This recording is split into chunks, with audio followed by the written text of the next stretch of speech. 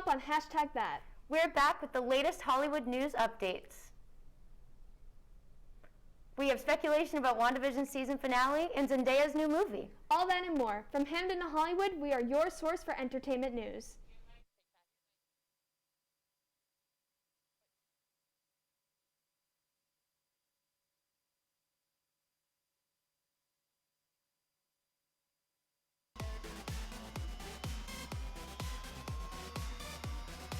From Hamden to Hollywood, we are your source for entertainment news.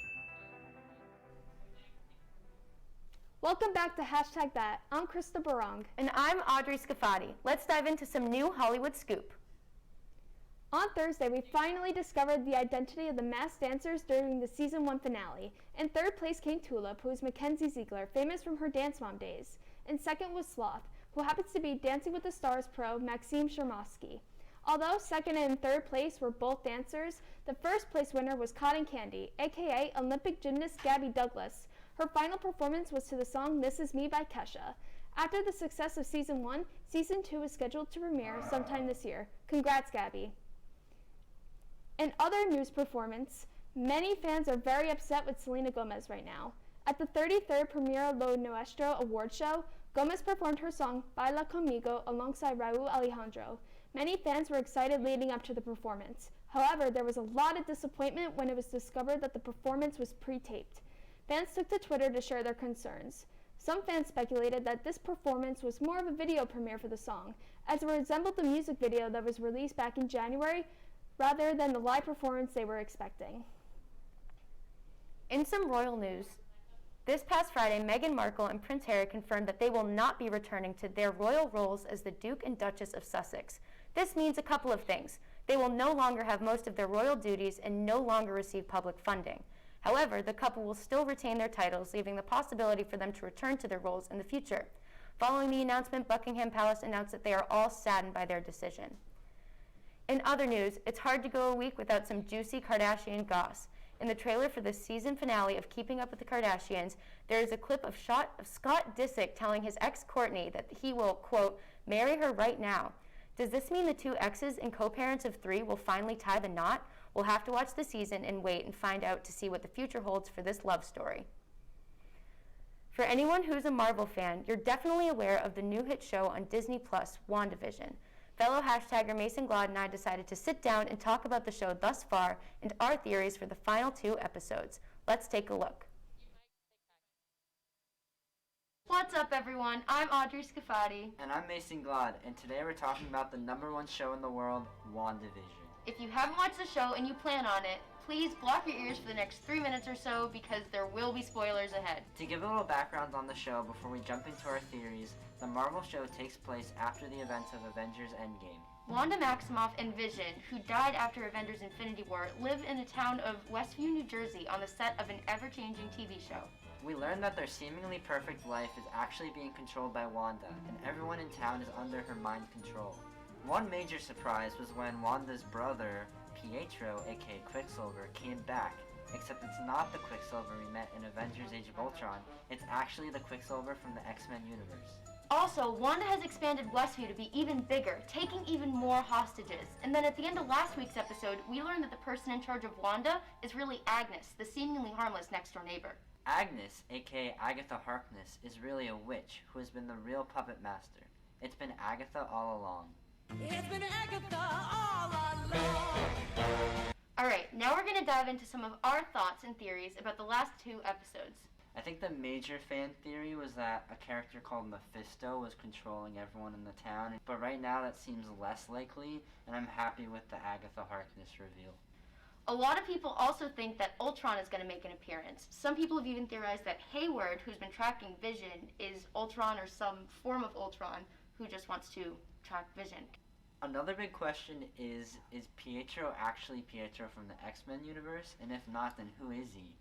I think that he is Pietro from the X-Men movies because they've been talking about like the finally crossing over X-Men with the regular MCU, and I just think that this is the perfect opportunity. And we know that this movie leads directly into Doctor Strange, which deals with the multiverse, so I could definitely see it happening.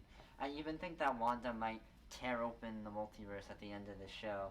So if that happens, you can hold me to it. Speaking of Doctor Strange, it is quite possible that we will get a Doctor Strange or other superhero cameo at the end of the show. I'd love to see them go crazy and throw in Magneto or someone totally unexpected, and I think it could be Ultron too, so we'll see what happens. I think we're both really excited about Monica Rambeau gaining powers. She's such a cool character. I think it would be cool if Monica and Wanda end up teaming up and being like the force that defeats Agatha Harkness. One final thing that I have is that I don't think that there will be a season 2. I kind of feel like that this show should just be kind of a one season, one and done thing. I don't think it's gonna have a happy ending. You I don't? think this whole thing is setting her up to just go insane, and that's gonna lead into the second Doctor Strange where we have to like save Wanda. That's too bad.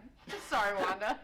Overall, I'm just really excited to see what happens. This show has been amazing, and I'm just so excited for the next 2 weeks. I'm Audrey Scafati. I'm Mason Glad. Peace out. We'll have to wait and see what else goes down in Westview. Stay tuned. We'll be back after a short commercial break. 1 in 3 adults has pre-diabetes. 1 in 3. That means it could be you, your favorite brother, your other brother, you, your football buddy, your football buddy, you, the boss's boss. If 1 in 3 adults has prediabetes, that means it could be you, your barber, your barber's barber. Nice work. Thanks. You, your plumber, Breathe right into your foot. your plumber's masseuse. Yes. You, your dog walker, On your left. your cat jogger. Or you, your co-pilot, your co-pilot's co-pilot.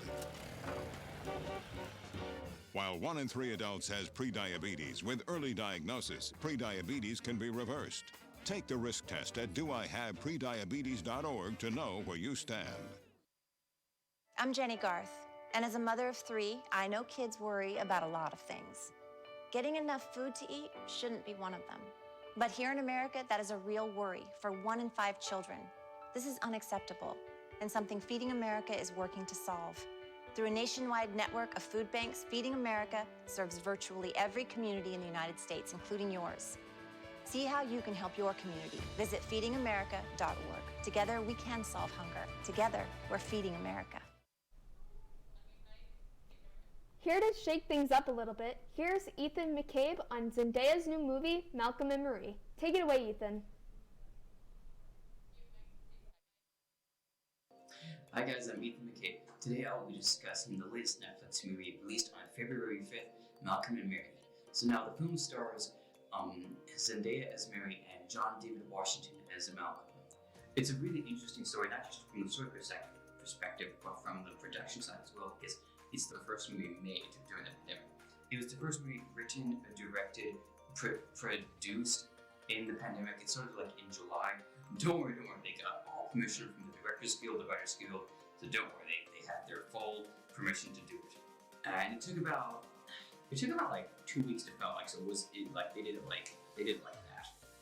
And so that's really cool to think about, just like it's the first movie made during this pandemic. Like some people don't even think it's possible to do it now, but like no, you can still do this during the pandemic. You can still make great things in a safe and possible way. Nothing's impossible. So that's a cool thing to think about. And so I thought it was a very good movie. Reviews right now are mixed, but like don't always listen to people's reviews. So always go in with an open mind. Always go with an open mind to any movie, and why not? And just say to yourself, why not I go watch this movie?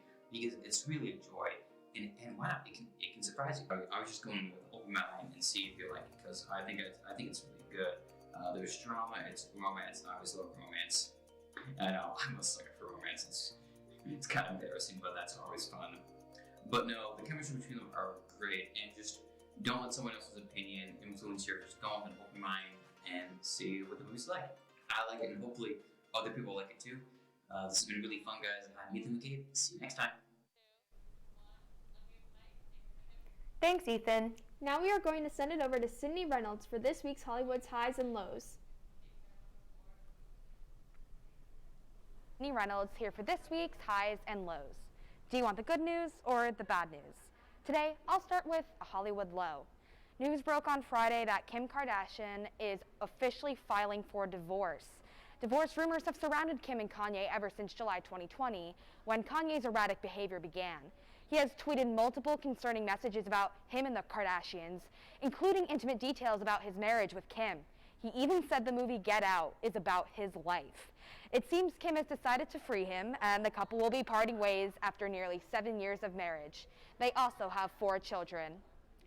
And now, onto a Hollywood high. It was Olivia Rodrigo's birthday on Saturday. The driver's license singer and High School Musical, the series star, just celebrated the big 18. She got one of the best gifts ever, a Saturday Night Live sketch all about her and her new song.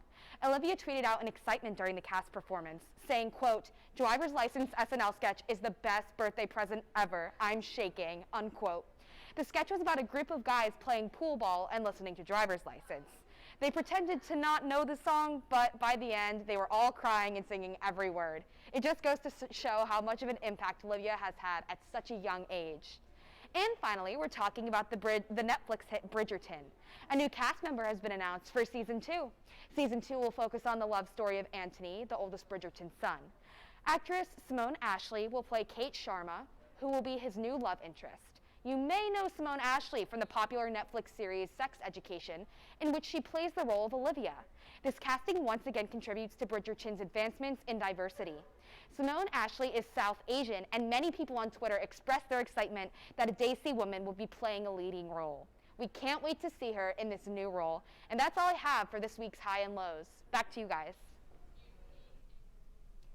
We can't go a week without talking about The Bachelor. New on the Bachelor breakdown scene, we have Erin Koskar here to share the latest Bachelor news. What's happened since we last checked in, Erin? Hey hashtag, I'm Erin Kolchard, and today I'm sharing with you the latest updates on Matt's last episode of The Bachelor. During last week's episode, Heather, a contestant on Colton Underwood's season of The Bachelor, surprised Matt at the cocktail party. She revealed that she heard wonderful things from her close friend, former Bachelorette Hannah Brown, and knew she needed to meet him ASAP. Although Heather and Matt connected quickly, with limited time left, Matt sent her home nearly immediately. With 8 women left and only 4 to advance to hometowns next week, there were 2 one-on-ones left and a group date. Serena and Matt spent their one-on-one time doing yoga, and Serena told Matt that she preferred to take things slow, which concerned him, but they clarified their feelings during the night portion of the date. She ultimately ended up getting the rose at the end of the night. The group date card came and included the remaining women except for Jasenia. Abigail was the only woman to have not had an individual date with Matt and was visibly defeated when she was passed over. However, she and the other women spent the next day on the group date.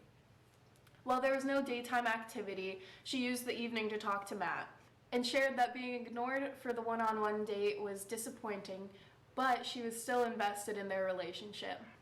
Matt claimed that he was so secure in their relationship during the beginning since he gave her the first impression rose.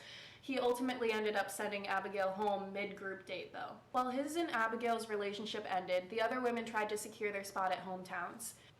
Bree Springs shared that she had to resign from her dream job to continue the show, and Kit Keenan shared that her ideal relationship timeline wouldn't match up with his. But it was ultimately Rachel Kirkconnell who was given the final rose.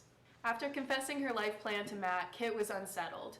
She arrived at his residence the next day and admitted that she needed to leave. Despite having feelings for him, she revealed that she wasn't sure she wanted to marry him and self-eliminated. Jasenia finally got her one-on-one time. The two spent their date on a driving track and talked about the potential for hometowns during dinner. Although they had a good time together, Matt sent her home. Matt sent Piper home as well, and the rest of the girls were locked in for hometowns. If you'd like to hear more of our opinions on next week's episode, make sure you tune in to hashtag that next week. I am so excited for tonight's episode. When we come back, be ready for some Hollywood news updates brought to us by Manny Kaliki. Stay tuned.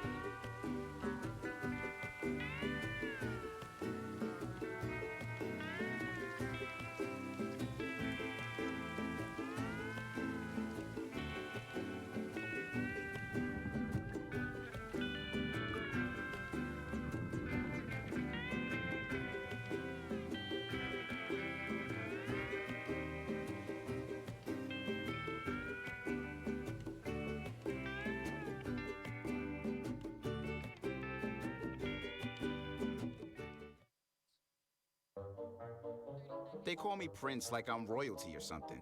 But the places I've lived ain't no palaces. So I don't need grilled salmon or a new scratching post. Just give me a cardboard box and a can of tuna and we're good. You can even change my name. I'm cool being the kitty formerly known as Prince.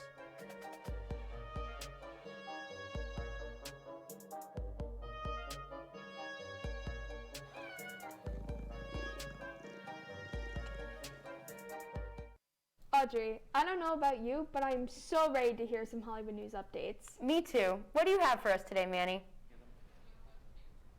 Hey hashtag, it's Manny, and I'm here this week with your Hollywood news update.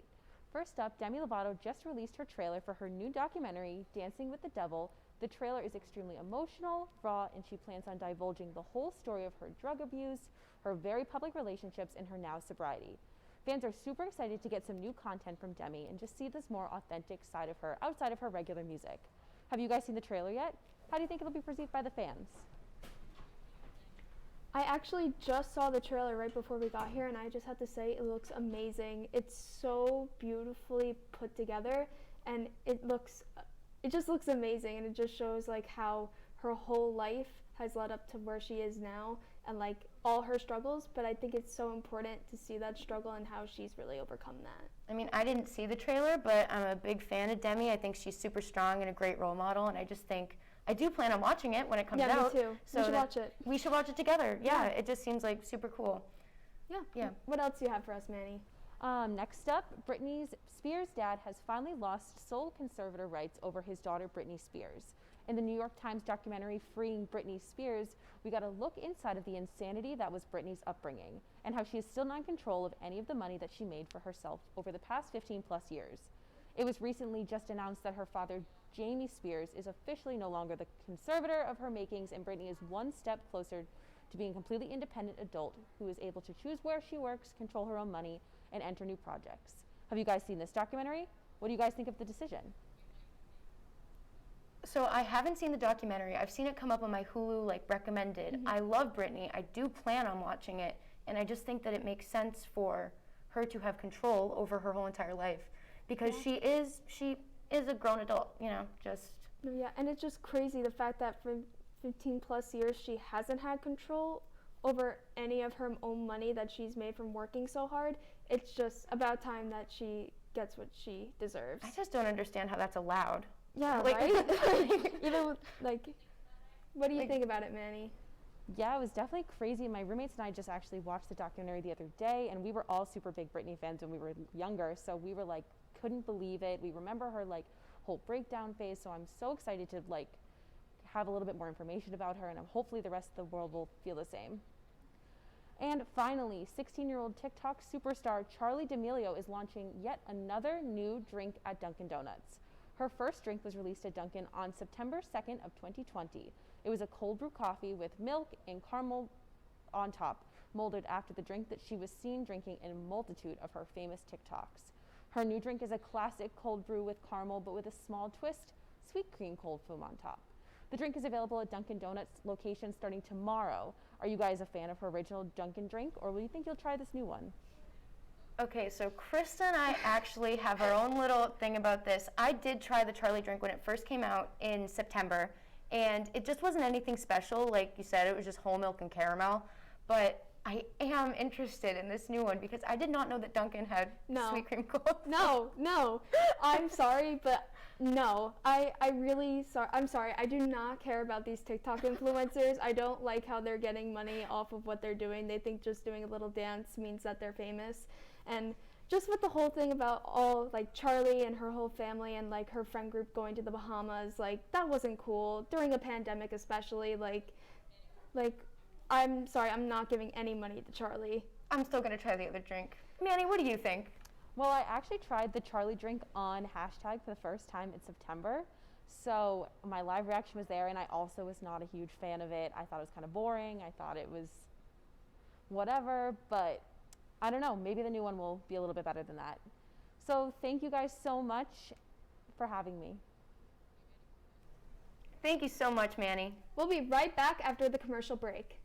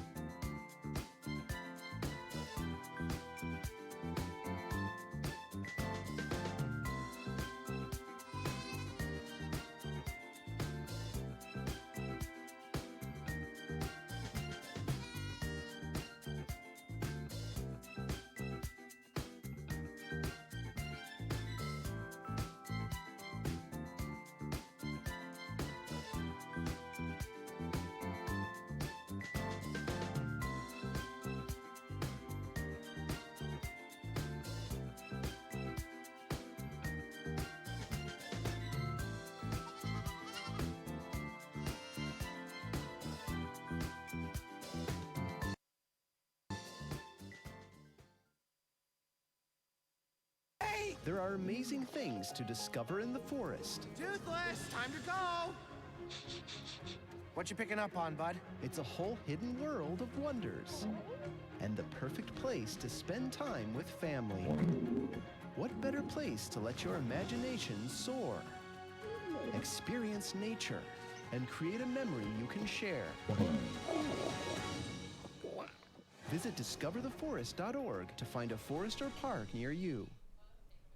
It is officially award show season, and here at Hashtag, we couldn't be more excited. This upcoming Sunday are the Golden Globes, honoring American film and television. Maggie Smith is here with the scoop on nominations, hosts, and more.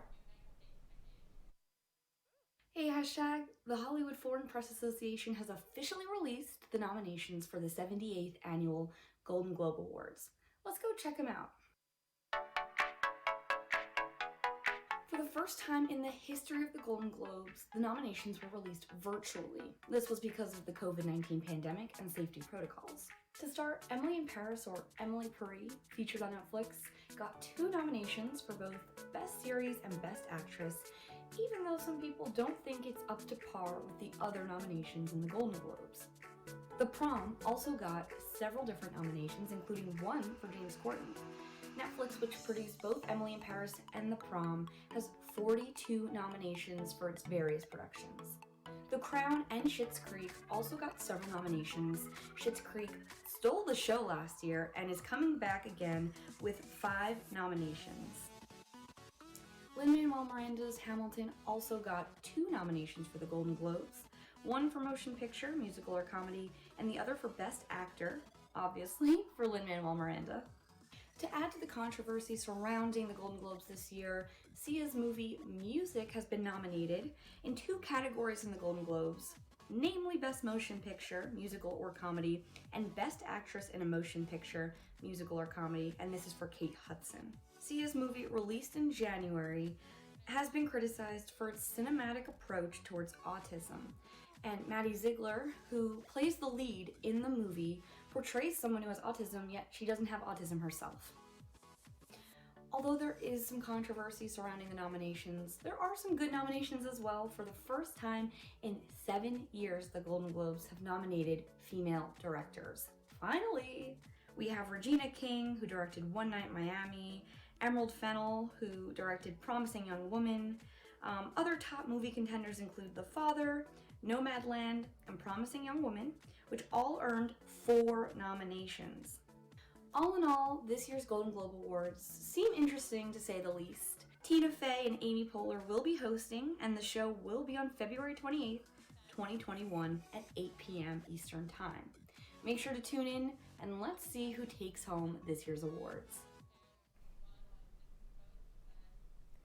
You may have noticed that lately there has been a lot of snow coming down.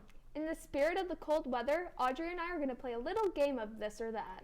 We're going to see our opinions, and we're going to have to choose one. Are you ready, Krista? I'm ready. All right, so staying inside or playing in the snow? Playing in the snow. See, I would also say playing in the snow, but if you asked me that a few months ago, I would have said staying inside. Because now being at school, there's just like, being at college is like being a little child again. Like, we're literally sledding and having snow fights. Literally, though. Snowball fights. Yeah. Like, who does that? I guess college kids and elementary schoolers. Nothing in the middle, though. Right, exactly. I think the only time I would stay inside is after playing in the snow a little bit to drink some hot chocolate. Oh, heck yeah. Yeah. Yes. All right, what about tubing or skiing? I feel like I have no sense of balance, so probably tubing is best for me. Even though I do have balance, I would prefer You're literally tubing. a dancer, Miss Girl. That's the point. I have never skied in my entire life, so I think I would rather take a pool tube and go down the slopes. And that's just so much more like sledding. Exactly, which is much more fun than skiing and having to actually do exercise.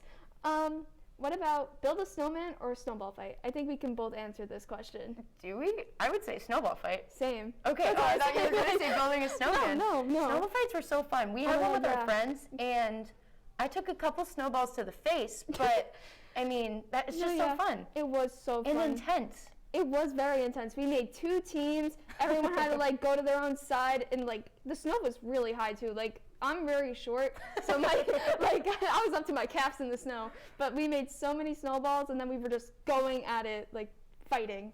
But yeah. Alrighty. fuzzy socks or slippers? I would like to say I want to do fuzzy socks inside of my slippers. Ooh. So I'm taking Combining. this and that. I'm taking both of them. Interesting. What I would would you probably, say? I would definitely do fuzzy socks, but if I had to like go to the bathroom, I would put slippers on over my fuzzy socks to go to do what I had to do, like with my with my night routine and everything. Yeah. So it's like My feet are just always cold, so I feel like that double protection. Exactly. Is Yeah, really I'm just always cold because poor circulation, but it's fine. fun. Okay. Yeah.